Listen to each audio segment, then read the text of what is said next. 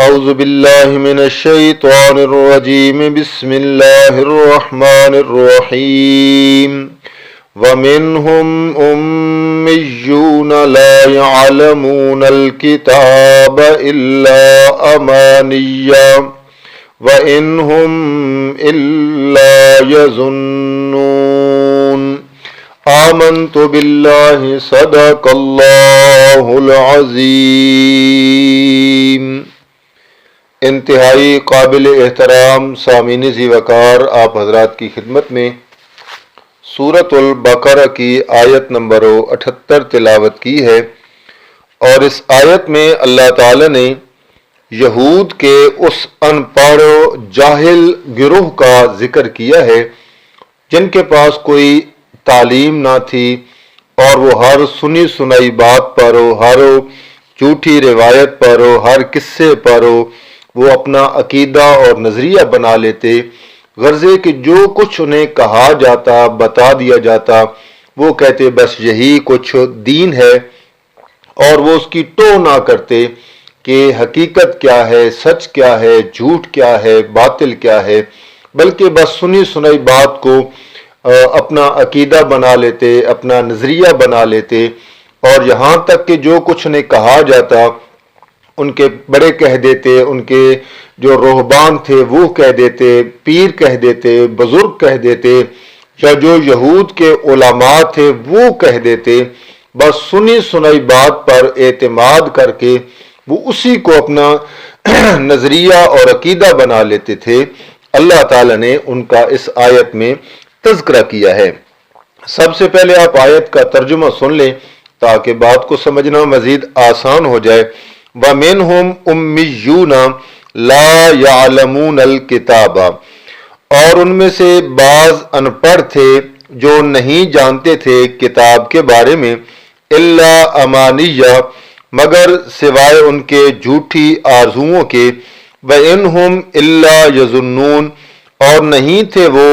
مگر اپنے خیالات کے پجاری تھے، جو گمان ہوتا، جو خیال آتا اسی کو وہ دین سمجھ لیتے، عقیدہ سمجھ لیتے۔ یہ اللہ تعالیٰ نے جو یہود کے اندر وہ جاہل قسم کا طبقہ تھا، اور جس نے غلط باتیں اپنے علماء، اپنے فقراء سے سن رکھی تھیں، کیونکہ وہ خود تورات تو پڑھ نہیں سکتے تھے، سنی سنائی بات پر ایمان رکھتے تھے، اور سنی سنائی بات بھی ایسی کہ اللہ کا قرآن کہتا ہے الا امانیہ، امانیہ یعنی من گھڑت قصے ہیں، جھوٹی آرزوئیں ہیں، تمنائیں ہیں، اور اس کے علاوہ جو ان کے محرف علماء تھے جو قرآن کی آیات کو، قرآن کے حروف کو، قرآن کے مضامین کے اندر رد و بدل کرتے، وہ انہیں جو کچھ کہہ دیتے وہ اسی کو اپنا ایمان سمجھتے اور اسی کے مطابق اپنا عقیدہ ڈھال لیتے، اور کہتے کہ بس یہی حق ہے جو ہمیں بتا دیا گیا ہے اور ہمیں سمجھا دیا گیا ہے۔ اسی لیے یہ جو جاہل طبقہ تھا یہود کے اندر، علماء نے اس وقت کے جو یہود کے علماء تھے انہوں نے اپنی عوام کو بتا رکھا تھا کہ آپ جو ہیں بس نذرانے دیا کریں، آپ بس ہمیں چندے دیا کریں، آپ ہمیں سلامیاں دیا کریں، آپ کے جو گناہ ہیں نا ان کا مواخذہ اللہ نے نہیں کرنا ہے، اور جو ہمارے آباء و اجداد تھے یعنی انبیاء تھے، ہمارے بڑے جو تھے، بزرگ تھے، وہ ہمیں بخشوا لیں گے، اور جنت ہمارے اور ہمارے مرید کے لیے اللہ تعالیٰ نے بنائی ہے۔ یہ نہیں ہے کہ جنت نمازیوں کے لیے ہے، عقیدہ رکھنے والوں کے لیے ہے، تورات پر چلنے والوں کے لیے ہے، بس جو ہماری مریدی میں آ گیا اور جس نے ہمارے ساتھ عقیدت کر لی بس وہی جنت میں جائے گا۔ اور اس طرح بھی کہتے کہ اگر ہم میں سے کوئی دوزخ چلا بھی گیا تو پریشان ہونے کی ضرورت نہیں ہے، بس چند دنوں کے لیے جانا ہے اور اس کے بعد ہماری خلاصی ہو جائے گی، ہم چھٹکارا پا لیں گے۔ سامعین ذی وقار، یہ آیت اللہ تعالیٰ نے یہود کا جو جاہل طبقہ تھا اس کے متعلق بیان کی ہے کہ انہیں اس طرح کی آرزوئیں دلا کر، تمنائیں دلا کر ان کے بڑوں نے، ان کے علماء نے، ان کے پیروں نے، ان کے فقیروں نے اس طرح انہیں چکمے دے رکھے تھے کہ تمہیں عبادات کرنے کی ضرورت نہیں ہے، بس تم ہمارے ساتھ لگ گئے ہو تو یہی تمہارے لیے کافی ہے۔ جس طرح آج کل کے جو بناوٹی پیر ہیں وہی بھی اپنے مریدوں کو یہی سکھا رہے ہیں کہ بادشاہ تمہیں نہ عبادات کرنے کی ضرورت ہے، نہ تمہیں کسی قسم کی لمبی چوڑی نوافل کی ضرورت ہے، نہ حج زکوٰۃ کی ضرورت ہے، بس تمہاری ڈیوٹی ذمہ داری یہ ہے کہ تم نے مجاور بن کے رہنا ہے اور ہمارے پاس رہنا ہے، ہماری آؤ بھگت کرنی ہے، ہمارا مطیع اور فرما بردار رہنا ہے۔ بس یوں سمجھو کہ تم نے ہاتھ ہمارے ہاتھ میں دے دیا ہے، اب ہم جانے اور جنت کی ٹکٹیں جانے، آپ اور جنت سے کہیں باہر نہیں جا سکتے، آپ کا ٹھکانہ ہمیشہ ہمیشہ کے لیے جنت ہے، کیونکہ کامل پیر کے ہاتھ میں تم نے اپنا ہاتھ دے دیا ہے، تو کس بات کا ڈر ہے، ہم تمہیں بخشوا لیں گے۔ اس لیے شعراء کی زبانی اشعار میں آپ پڑھتے سنتے رہتے ہیں کہ مرشد کامل پھڑیے تے تانگل بندی ہے، میں لج پالاں دے لڑ لگیاں میرے تو غم پرے راں دے۔ اس قسم کے جو اشعار ہیں، پھر یہ جو جاہل طبقہ ہوتا ہے، جن کے پاس علم نہیں ہوتا ہے، جن کے پاس تعلیم نہیں ہوتی ہے، انہیں ہر روپ میں جو مذہبی طبقہ ہے اس نے کبھی ان کے ایمان پہ ڈاکہ مارا، کبھی ان کے مال پہ ڈاکہ مارا، کبھی جیب پہ ڈاکہ مارا، کبھی مویشیوں پہ ڈاکہ مارا، اور اگر میں یوں اس کو ایک لفظ میں بند کروں تو ایک ڈاکو اندھیرے میں ڈاکہ ڈالتا ہے، اور یہ مذہبی ڈاکو دن کے اجالے میں مریدوں کے جیب پر ڈاکہ ڈالتا ہے، مریدوں کے مال پہ ڈاکہ مارتا ہے، اور مریدوں کے ایمان پہ سب سے بڑا ڈاکہ مارتا ہے، جو نے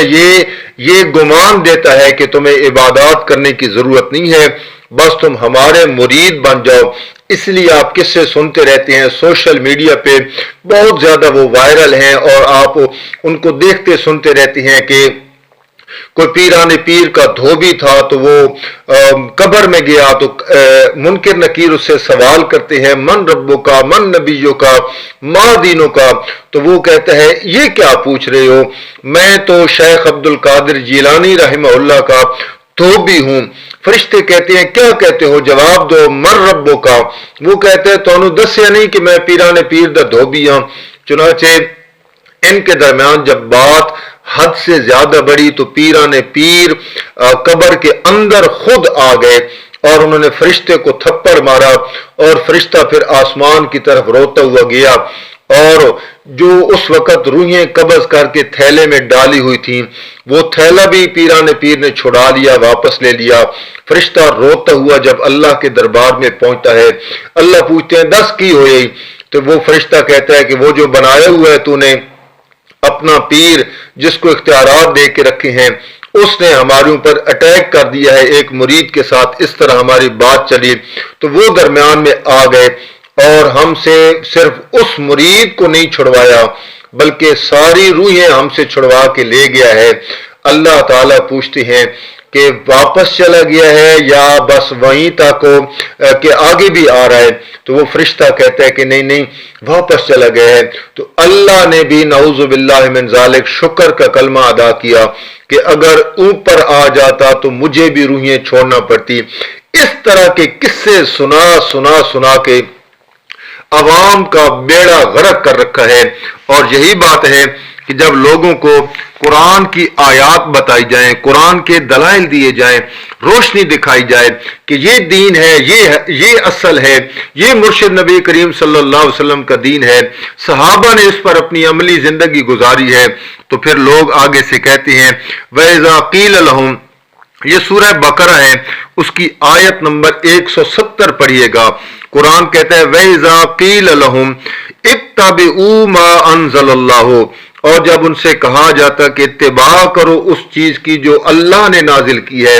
آج ہمارا دعویٰ بھی یہی ہے کہ اللہ کے قرآن کو فالو کرو، جو اللہ کا قرآن عقیدہ دیتا ہے، جو نظریہ دیتا ہے، اس کے مطابق اپنی زندگی گزارو، تو उस वक़्त के मुशरिकीन क्या कहते थे? कुरान कहता है कालू, आगे से जवाब देते, बल नत्तबिउ मा अल्फैना अलैहि आबाअना, हम तो उसकी पैरवी करेंगे जो जिस पर हमने अपने बाप दादा को पाया है, जो बाप दादा हमें समझा के गए हैं, जो अकीदा नजरिया दे के गए हैं, जो रस्म दे के गए हैं, जो रवाज दे के गए हैं, बस बाप दादा के हम तौर तरीके पर चलते हैं। और कुरान कहता है आवा लऊ कान आबाउहुम ला याकिलून शय्यन वला यहतदून, अगरचे उनके बाप दादा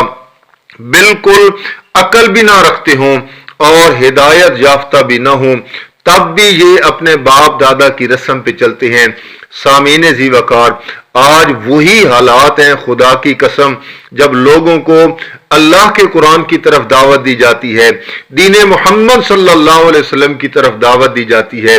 आगे से लोगों का यही जवाब होता है कि हम तो बाप दादा के दीन की पैरवी करेंगे। साढ़े बाप दादा जड़े गुजर गए, क्या वो झूठ बुलंदे हैं? क्या वो गलत थे? नहीं नहीं, हमने इसी तरह अपने बाप दादा को पाया है, हम भी वही करेंगे। तो याद रखें कि दीन वही मकबूल है जो मुर्शिद नबी करीम का है, और दीन का अमल वही कबूल है जो मेरे नबी के सहाबा ने करके दिखाया है। इसके अलावा इंसान का अमल अल्लाह की बारगाह में कबूल नहीं हो सकता है। अकीदा कुरान वाला, अमल मेरे नबी और मेरे नबी के सहाबा वाला तब कबूल हो सकता है। अल्लाह से दुआ है कि अल्लाह करीम हमें उस रस्ते पर लगाए रखे जो रास्ता कुरान देता है, जो नजरिया कुरान देता है, जो मिशन कुरान सिखाता है, जो मसला के हक कुरान सिखाता है, उसी नजरिए पे अल्लाह ताला कायम व दायम रखे। वमा अलैना इल्लल बलाग।